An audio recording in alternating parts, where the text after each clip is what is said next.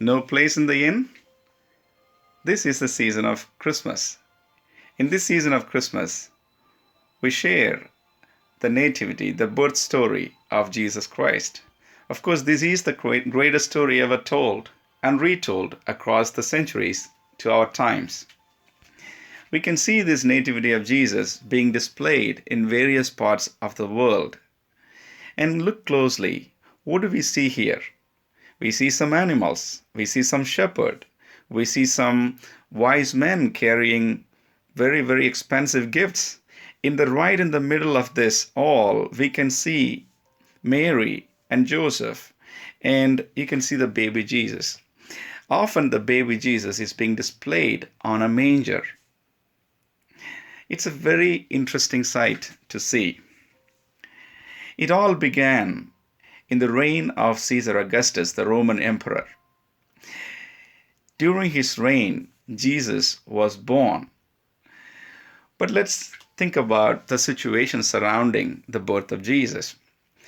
Mary and Joseph, they lived in the town called Nazareth in Galilee. And when Caesar Augustus ordered a census, Joseph had to go to his hometown, which is the town of Bethlehem in Judea. It's about 100 kilometers distance. They have to walk this long way. The challenge was that Mary was a pregnant woman, and they had to go down this road, a long journey. When they came to Bethlehem, because it was a time of census, it was very crowded. And there was no vacancy in the public housings. So Joseph and Mary, they went to different places. They knocked different doors. And all the inns were giving the same answer. No vacancy, no place. And finally, somehow, with the help of some merciful people, they found a stable, a place where animals stayed.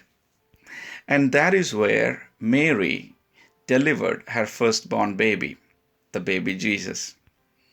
And she covered the baby in her clothes and put him on a manger. You can see this image of Jesus being in the manger surrounded by animals. It's being very famously illustrated across the centuries. And we have several questions. Why weren't anyone giving the place for this pregnant woman? Why were they not being compassionate in the town of Bethlehem? And so many other questions. And this is how the birth story of Jesus is generally understood. If you try to summarize the points, Mary and Joseph just arrived in Bethlehem after a long journey, and Jesus was born on the same night of their arrival. Point one, to remember. And the second point of this common general understanding is this. Since Joseph couldn't find any place in the local inns, Mary had to deliver the baby in a stable amidst all the animals, away from people. So let's have a closer look at these common understandings. Two common understandings. Let's have a closer look at each one of them. The first one is Mary and Joseph just arrived in Bethlehem after a long journey. Jesus was born on the same night of their arrival. Now, we have no problem with the first part of this understanding. Mary and Joseph just arrived in Bethlehem after a long journey. Okay, so far so good. But Jesus was born on the same night of their arrival. That's where we need to look closely. Does Bible say anything about this?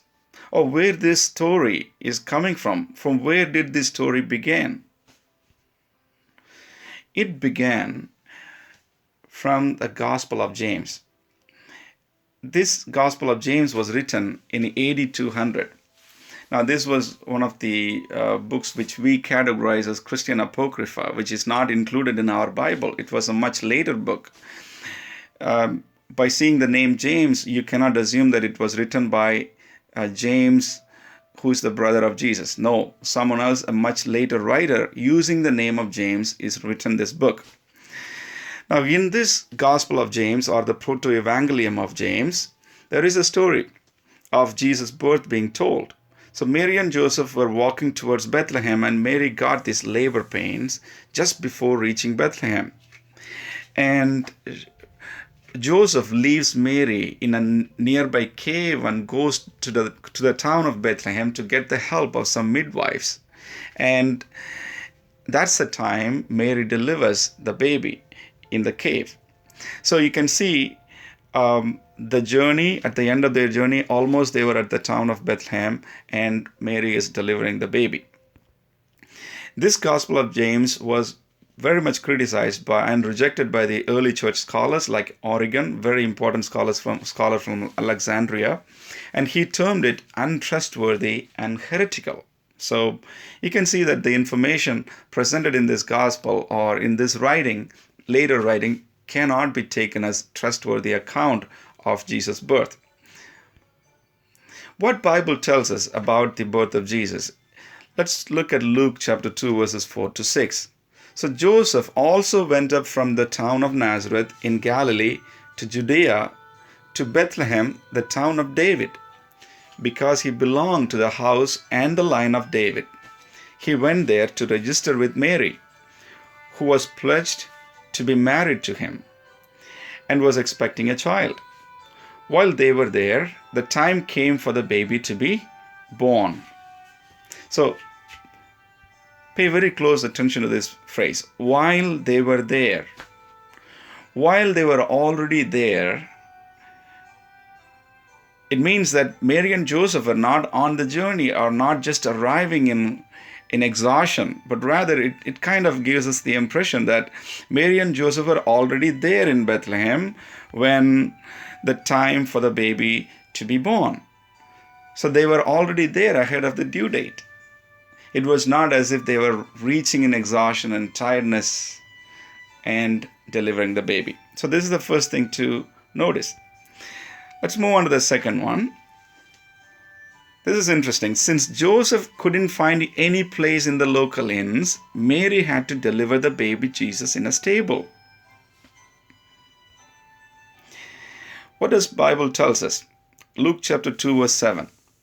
And she brought forth her firstborn son and wrapped him in swaddling clothes and laid him in a manger because there was no place in the inn. Now, KJV, ESV, CEV, NASB, GNT, so many translations, they translate this way, because there was no place in the inn. Now, let's unpack this a little bit. Let's try to go back to this time, 2,000 years back, to the town of Bethlehem, understand a little bit more about the surroundings, the geography, the culture, the demography, the place and everything. So let's try to look at these 5 things here. The population of the first century Bethlehem. Second, first century culture of hospitality. Third, 2 Greek words for inn and for guest room. First century house structures. And finally, where was the manger on which Mary laid the firstborn son, baby Jesus? The first one, population. The population of Bethlehem in the first century. William Albright is the father of biblical archaeology. He estimates the population of first century Bethlehem to be about 300 people. Just think about it, 300 people. So if you think of a family having an average of 5 people, it's just about 60 families, 50 to 60 families. That could be the size of Bethlehem in the time of Jesus' birth. Okay, let's remember that. Hospitality. Think about hospitality. Now, in those days, when there were guests in a town, they would go to the families, or if they have any nearest kins or family members in their town, they would go and stay with them. If there is no one else, then they would go to find a public housing or a public lodging. Now, Bethlehem was Joseph's native place. We know that. He is from this town, and he also belonged to the line of King David. King David was a very famous member of Bethlehem. In fact, the town is also called the town of David, right? So, if he just go to this town and announces that I am the descendant of David, any house would open their door to welcome Joseph. He would have been welcome in anyone's house. And since he belongs to that place, many of his family members must be living there. So there's a high possibility that he would be accepted in any one of their homes. All right, let me introduce you to these two Greek words. One word is called pandokion. Pandokion means public lodging or inn. Literally, it means all welcoming. Pan means all welcoming. It's a commercial place which welcomes anyone to come in and stay for a price. Second word is kataluma, which is a guest room, usually in a private residence or a house. Now, why these two words are important? Because in the Gospel of Luke, both the words are being used. So Luke knows these two Greek words and their distinction. Look at Luke chapter 10, verse 34, where Luke uses the word pandokion for a public inn. So this is the story of Good Samaritan. And the Good Samaritan finds the person who is wounded on the roadside, and he bandages his wounds, and then he puts the man on his own donkey and brought him to an inn and took care of him. The word inn there is pandokion, public lodging. Look at another word in verse in Luke 22:11, which refers to the word kataluma. In verse 11 it says, "Say to the owner of the house, the teacher asks you, where is the guest room where I may eat the Passover with my disciples?" Here's Jesus sending some of his disciples to look for a place where he would have the Passover meal, the Last Supper, with his disciples. And you see the word there. Where is the guest room? The word there is kataluma. So you might be wondering which word Luke used in chapter 2, verse 7. Interestingly, he uses the word kataluma. Now, what does that mean? It means that Luke was referring to a guest room in a private house, not a public inn. He knows the distinction between these two terms, but he specifically uses kataluma, which means guest room in a private house. Now, we need to understand a little bit about how these first century houses were built in Palestine, in and around Bethlehem region. Okay.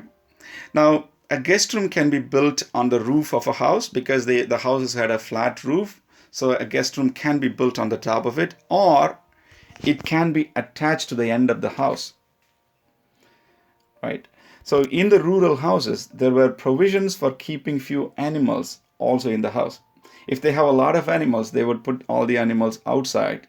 But if they have few, some of the domestic animals would be also in the house. Take a look at this structure. In this one, you see the first floor having some animals, right? So you have some chickens and some goats and some cows, all right, some animals there. And on the top, you see the upstairs. That is the place of the guest room. So this is one type of housing which we see in the Levantine archaeology. So when people digs the places and they find these kind of structures. There are other type of houses in which the guest room is located not above the building, but not on the second floor, but it's next to the main family living room. So this is another type of houses in which you see the guest room on the right side. So when Luke uses the word no place in the guest room, no place in the kataluma, which means no place in the guest room. No place in the guest room. We remember that. Now, if that is the case, where is this manger? We need to think about this manger. Now, Mary swaddled the baby with her clothes and then laid him on the manger. Now, we may assume that mangers were only found in stables, so Mary and Joseph, they stayed in the stable and they laid the baby in the manger there. But when you look at these house patterns, we also see in front of this family living room, you see some mangers. So this is where the domestic animals, few of them, were kept. So mangers were also found within the house premise where few animals were kept. It's a very important thing to remember. As you can see, the mangers were placed in the front of the house, very close to the family living quarters. Now, the manger that Luke refers, it is the manger that is located within the house, not in the stable, within the house. It means that Mary laid the baby in the manger, which is adjacent to her in the house, as the house was crowded. Now, how to understand this entire scenario? Let's try to understand this in order. Okay. So she brought forth her firstborn son and wrapped him in swaddling clothes and laid him in a manger, because there was no place in the guest room, in the kataluma, which is the guest room. Now, this is the sequence I would go over so that we can understand this entire scenario. Mary and Joseph arrived in Bethlehem ahead of Mary's due date. We got that. Then they stayed with one of their close relatives. But there was no place in the guest room, no place in the kataluma. Why? Because others also traveled to Bethlehem the same time for census purpose, right? Because it was also a little bit busy. So some of the guests who came early, probably they occupied that guest room. So Mary and Joseph couldn't get the access there. So what happened? They were not thrown out of the house, but instead, Mary and Joseph had to stay with the host family, not in the guest quarters, but with the family living room. They had to stay with the host family. So think about it. Already the host family is there, and another family is being added there. It's going to be a little bit more crowded.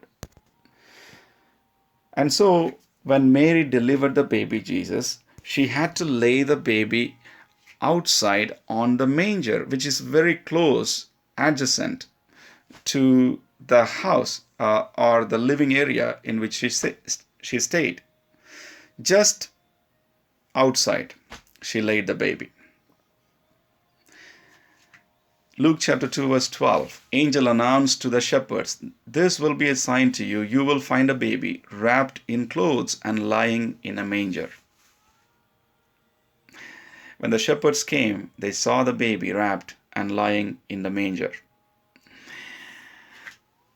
Kenneth Bailey's book, Jesus Through Middle Eastern Eyes, Part 1, The Birth of Jesus, it really gives us very detailed information about the birth of Jesus, the situation surrounding the birth of Jesus. So if you have access, I would really recommend you to check it out.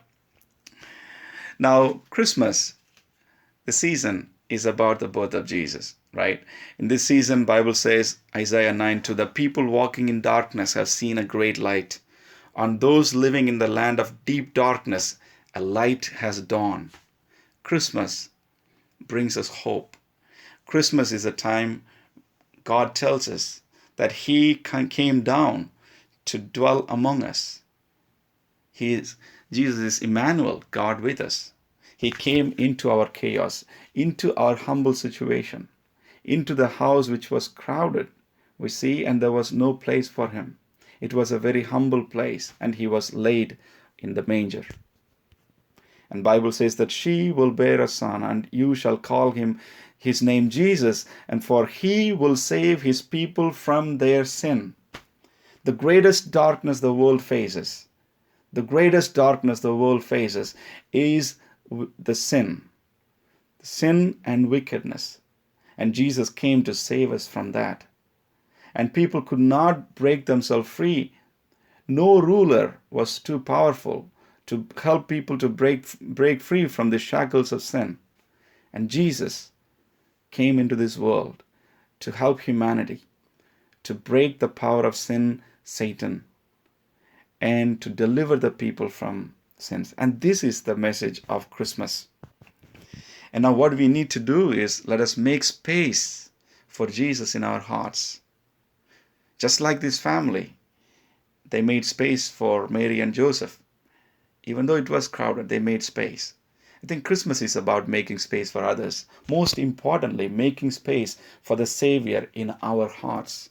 When Jesus comes into our hearts and He is truly born within us, and the light dawns into our life, and darkness flees away, and hope comes in, and we are able to look into the days and the years that is ahead of us with great hope and with great confidence and with great joy. Let's make space for Jesus in our hearts. Merry Christmas, everyone. God bless you.